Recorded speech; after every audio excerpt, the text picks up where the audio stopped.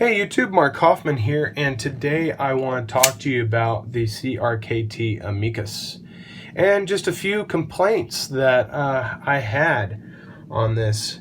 And I'm going to try and keep it compressed. I've already made a couple videos on this knife and I wasn't really happy about it because I kind of rambled and I wanted to get my thoughts put together. But first of all, I'm just going to get on the nitpicks that I've got, and these are pretty major nitpicks if you're buying a knife and wanting to be able to open it.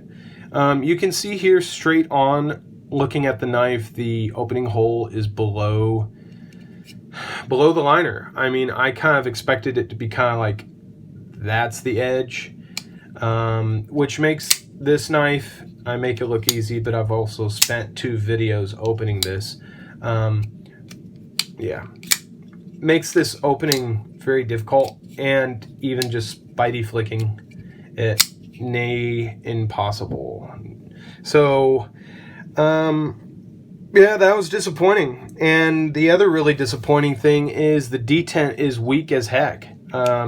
It's not a 1, I would say it's a 3 out of 10, but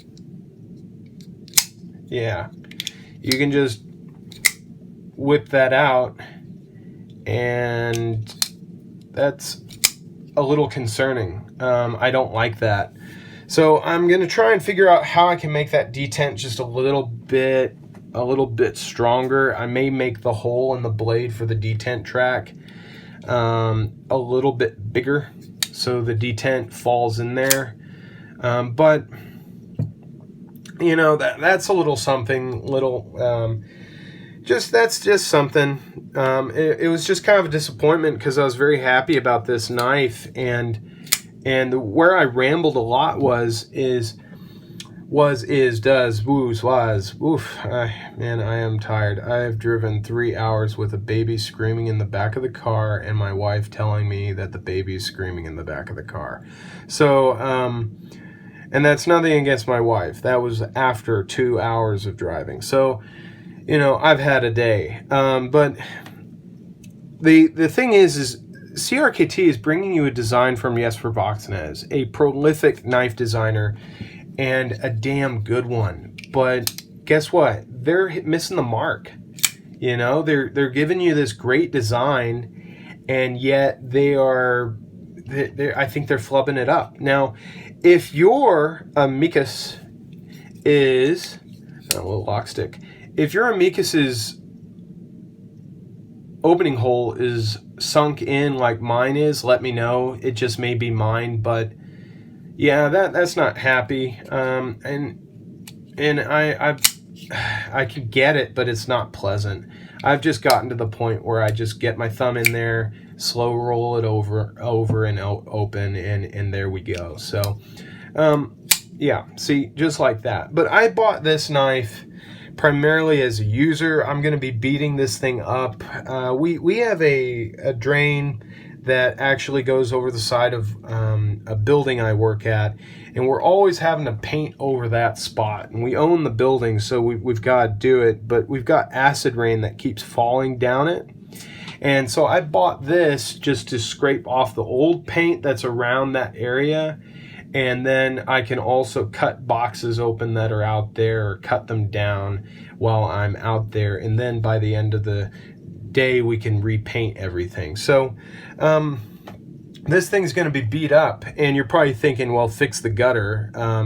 Yeah, it's not an easy gutter to fix. So it's actually cheaper just to paint that one spot and let it go than actually take apart the whole gutter. So yeah, so there's that. I'm just a little disappointed. I mean, it's a $30 knife, and I mean, you're saying, well, what do you expect? Well, I expect something like QSP's doing, you know? QSP is doing some incredible stuff, and they're able to do incredible stuff.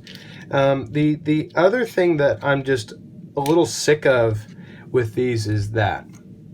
Yeah. I mean, I really think that companies can produce knives at $30 with phosphor bronze washers. Now, you're probably thinking to yourself, well, okay, if you have, and I actually tipped over a container here with phosphor bronze washers.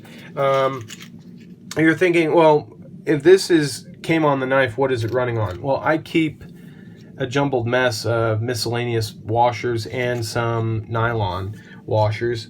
And I actually didn't use any of these for this knife. I actually got these phosphor bronze washers, and you can see them right there, from a guy on Etsy who sells these for the CRKT Pilar.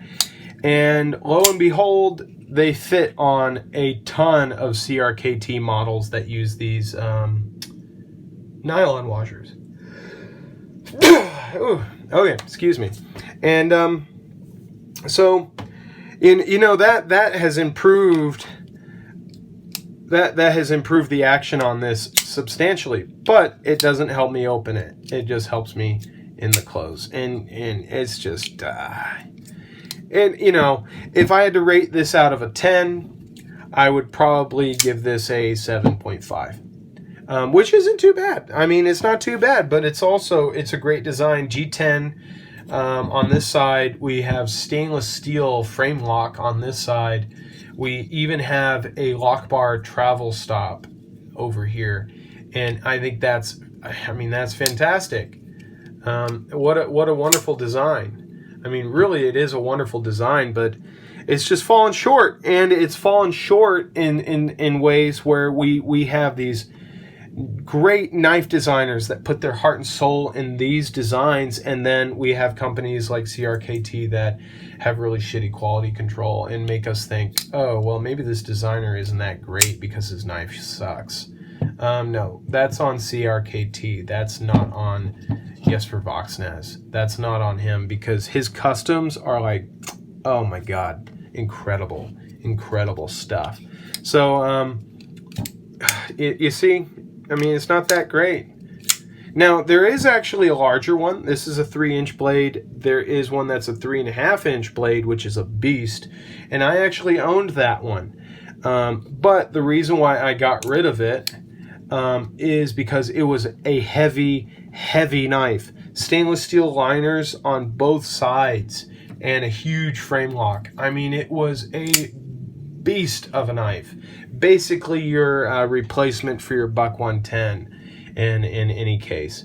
But I just really wanted to just talk about this knife and kind of ramble on what I have thought of this knife so far in about probably 4 hours of owning it. So, and a few of you have asked what watches I wear during a video. This one is the Seiko 5 SRP. This basically replaced the SKX 007, and this is a fantastic watch, but I did add a sapphire crystal on it. So and I did add a Jubilee bracelet. So that's what I'm wearing, and I don't even know why I brought that up. Oh, right. A couple of you have actually asked me about the watches I wear. So I may be showing you guys a watch or two that I'm wearing in the moment, but I'm primarily going to be focusing on knives. But I mean, yeah, you just gotta work on it, work at it, and not cut your hand open. You know, it's what it is, but it's a great knife. You've got jimping back here, which Jesper Voxnäs likes to do that on a few of his knives, and then that gives you good control on the back end, and then this choil here gives you good control on the front end. You get a real good purchase. I have no problem doing heavy cuts with this. I have no problem with using this as a scraper or anything like that. I'm not worried about it. It's just I'm worried about when I open this. Ooh, that's got some lock stick. I'm gonna throw some graphite in there. When it comes to opening this out of my pocket, I'm afraid that's gonna be open already because of the D10. So yeah, just a few bummers, but also it's just a great knife, and I may just buy another one and see if it's just as bad. If it is, I may be just missing out on a good one. So, and that just might be on CRKT. But either way, I hope you guys enjoyed this video, and I really apologize for how tired I sound and not as energetic as I usually am. It's just been a long Thanksgiving break, and it's still not over, and it's just been long. So raising a newborn is definitely tough, and it's definitely testing. So anywho, enough about my life, more about the knife. I hope you enjoyed seeing this knife in this video. And if you like this video and just the way I do things here, subscribe. It helps me out a lot, and I love to see what you guys are collecting, what you guys are using, and what knives you guys have your eyes on. So, and if you like this video, leave a comment. I'd love to hear it, and I'd love to see what you guys think of this. So thank you so much for joining me on this real short video, and I hope you join me next time.